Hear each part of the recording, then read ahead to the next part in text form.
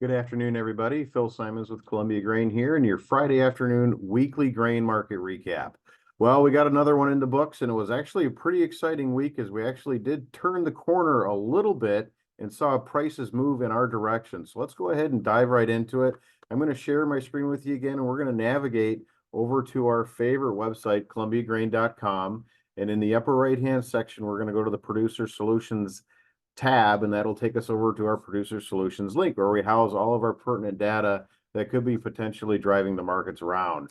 So what we really saw this week, quite honestly, was continued concerns over what really started with dryness in parts of the U.S. and Kansas primarily, along with parts of dryness over in the Black Sea and in Russia. So it is becoming a very rapidly accelerating headline that did push the markets around primarily in the wheat complex to some pretty favorable levels here. But when we take a look at it, when we started the week out, we actually did get the winter wheat ratings conditions on Monday, and we did see on the week on week a little bit of a decline in the good to excellent conditions and winter wheat from 55% last week to 50% this week. So we were down about 5% in the winter wheat ratings of the good to excellent category. Interesting thing to note here is when we look at Kansas coming in at 36% good to excellent this week. Last week, they actually posted a number that was at 43% good to excellent. So a little bit down for Kansas. And same thing in Montana, quite honestly. Last week, we had a number that was coming in at 56% good to excellent. And what we saw this week on Monday was coming in at 52% good to excellent. So that really kind of set the stage early this week for potentially seeing the markets rebound slightly, which is what we did see. And realistically, when we take a look at what we have been talking about is what's going to be that spark that really does push the markets higher. And it does seem that it's going to be a weather market to get things rolling here. When we looked at the commitment of traders report again, what the managed money funds position is, not the report from today, but from last Friday, we did see that actually in Chicago wheat, they held a short position of close to 96,000 contracts. In Kansas City, so in winter wheat, hard red winter wheat, they had a short position of close to 49,000 contracts there. Minneapolis, so in spring wheat, they had a short of close to 25,000 contracts.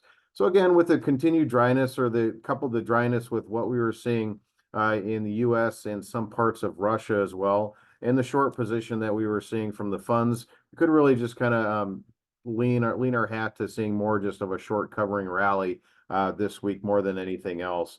But week on week with what the actual futures prices action was this week. Again, if we start over on the left-hand side, we can see that new crop corn, so December corn, had a weekly range of 14 cents. We're actually able to hold on to a net gain of 9 cents in D's corn. On soybeans, new crop November beans, we actually had a weekly range of 25 cents. We're actually able to hold on to a net gain of 18 cents on the week. When we turn the page and look at the wheat complex, had actually a pretty good week in overall ranges and net changes. Starting in Kansas for September, the weekly range was 81 cents. We're actually able to hold on to 71 cents of that weekly range this week in Kansas. In Chicago, we had a weekly range of 69 cents, and we were actually able to hold on to 58 cents of that overall range. And similarly in Minneapolis, had a weekly range of 57 cents, actually able to hold on to 49 cents of that overall range there. So again, really did see the funds come in and cover I would imagine a decent portion of their short position just based on what the weather outlooks were. Along with the other thing that we were looking at was continued concern over India. There was actually a lot of talk this week about where their carryout numbers are for wheat, and really comparing the carryout numbers in India this year, potentially this year, to where they were in the 15-16 and 16-17 crop year.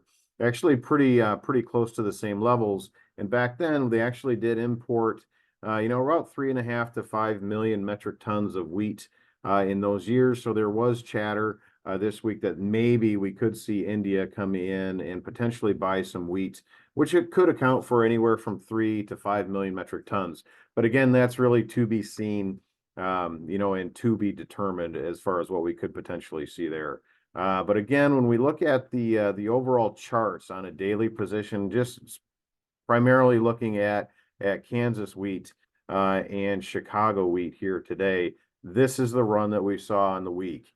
Again, when we see these kinds of sparks, especially looking at new crop wheat, we really should be feeding that market every day, meaning that we should be looking at getting some sales on if we haven't already. Because when we do see a run like this, and also when we get into some more of technical aspects and technical factors, we could see the markets correct themselves and come back down. So again, not saying that that's going to happen, but we need to be looking at selling into the rallies this year specifically because the supply and demand numbers, they really haven't changed yet, but we do have some dryness concerns out there. So please, can't really overemphasize the importance of getting your orders out there and working, quite honestly, because this week, was a prime example of it. When we have an 80-cent range in Kansas City or an 80-cent range in Chicago, it's definitely going to be something to take advantage of when the opportunities are there.